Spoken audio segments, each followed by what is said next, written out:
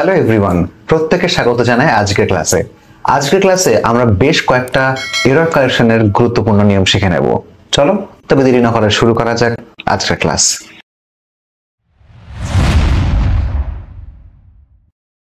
দেখো, প্রথমে বলছে one of the boys from our school have been selected for national badminton championship।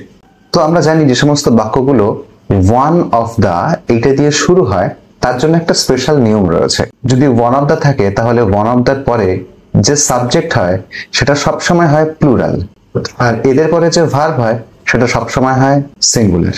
আমরা দেখো এখানে one of the পরে আমাদের দরকার কি ছিল? প্লুরাল সাবজেক্টের। দেখো এখানে কিন্তু রয়েছে বয়েজ, তাহলে এটা ঠিকই রয়েছে। আর তারপরে কি প্রয়োজন? তারপরে প্রয়োজন সিঙ্গুলার ভার্ব। তাহলে one of the boys from our school, এখানে যে ভার্ব রয়েছে সেটা কি রয়েছে? হ্যাভ। কিন্তু আমাদের চাই কি? Singular verb.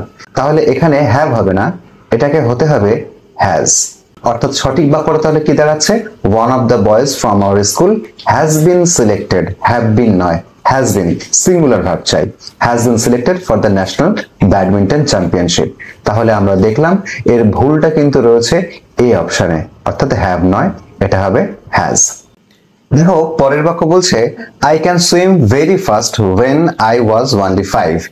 তাহলে এখানে অ্যাকচুয়ালি যেটা বলতে চেয়েছে যে আমার বয়স যখন কত ছিল? 5 বছর ছিল, আমি তখন ভালো সাঁতার কাটতে পারতাম। তাহলে এই যে বলছে I was only 5, এটা কিসের কথা বলছে? পাস্ট টেন্সের কথা বলছে বা অতীত সময়কার ঘটনার কথা বলছে। তাহলে যদি এটা অতীতকালের সময়ের কথা বলে তাহলে এই যে এখানটাতে ক্যান রয়েছে, এটা কি করে ক্যান হতে পারে? এটা তো ক্যান হওয়া উচিত নয়, কারণ যেহেতু অতীতের কথা বলছে। তাহলে এটা কি হওয়া উচিত? ক্যান এই মডালটার পাস্ট ফর্ম, অর্থাৎ এটা কিন্তু হবে কুড, এইটা হওয়া উচিত। অর্থাৎ সঠিক বাক্য তাহলে কি হচ্ছে? I could swim very fast when I was only 5। তাহলে আমরা দেখলাম সি অপশন এইখানেই কিন্তু ভুল ছিল। দেখো তারপরে বলছে the modern man is busy acquiring more and more wealth and designing ways to invest it in more sense pleasures।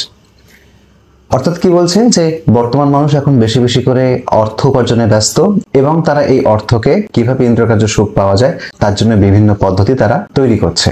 দেখো শেষে কি রয়েছে? প্লেজার্স। এই কথাটা কি?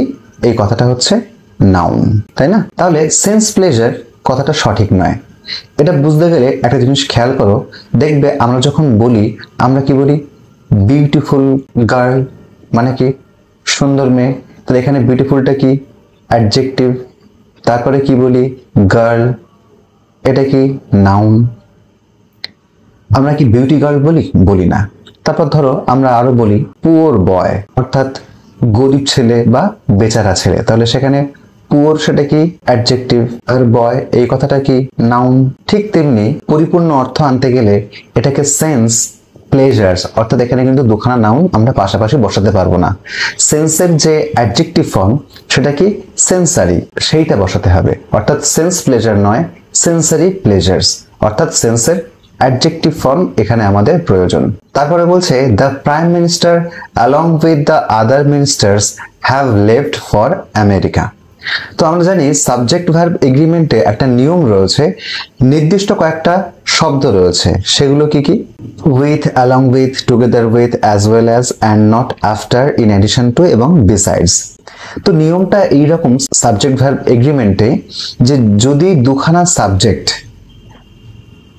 এই যে শব্দগুলো এখানে রয়েছে এইগুলো দিয়ে যদি যুক্ত হয়ে থাকে তাহলে এদের পরে যে ভার্ব বসে সেই ভার্ব সর্বদা প্রথম সাবজেক্ট অনুযায়ী বসবে। তাহলে দেখো এখানে দুটো কথা কে কে যুক্ত হয়েছে। দেখো দ্য প্রাইম মিনিস্টার এই একটা সাবজেক্ট, আর along with the other ministers এই একটা সাবজেক্ট। তাহলে এই দুটো সাবজেক্টকে যুক্ত করেছে কে? Along with. তাহলে এই অ্যালং উইথ কে এই লিস্টে রয়েছে? দেখো লিস্টে কিন্তু রয়েছে অ্যালং উইথ। তাহলে এই দুটো সাবজেক্ট কি দিয়ে যুক্ত হয়েছে? এই দুটো সাবজেক্ট যুক্ত হয়েছে অ্যালং উইথ দ্বারা।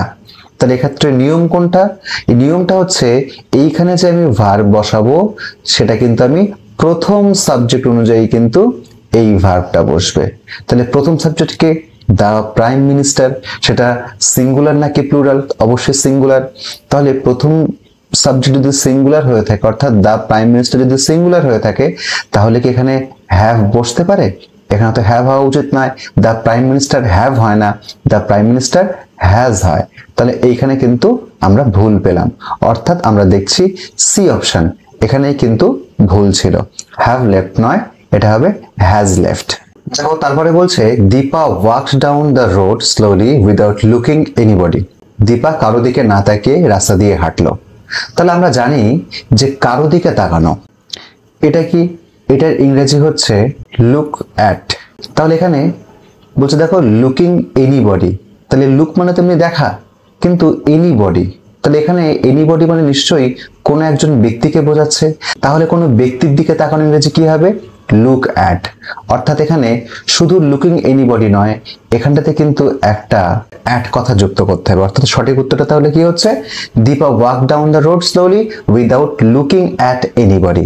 তাহলে আমরা ভুল কোথায় পেলাম, আমরা কিন্তু ভুল পেলাম সি অপশনে, লুকিং এনিবডি নয়, লুকিং অ্যাট এনিবডি। আশা করি তোমরা আজকের ক্লাসটা খুব ভালোভাবেই বুঝতে পেরেছো। যারা আজকের ক্লাসটা মন দিয়ে করেছো তাদের জন্য একটা প্রশ্ন আমি স্ক্রিনে রেখেছি, তোমাদেরকে এই প্রশ্নটা পড়ে বলতে হবে যে এর মধ্যে ভুলটা কোথায়, আর অবশ্যই সেটাকে তোমরা কমেন্ট সেকশনে জানাবে। যারা এখনো আমাদের চ্যানেলটাকে সাবস্ক্রাইব করোনি অবশ্যই সাবস্ক্রাইব করে নাও, এবং হ্যাঁ অবশ্যই লাইক শেয়ার কমেন্ট করতে ভুলবে না। থ্যাংক ইউ এভরিওয়ান, দেখা হচ্ছে পরের ভিডিওতে।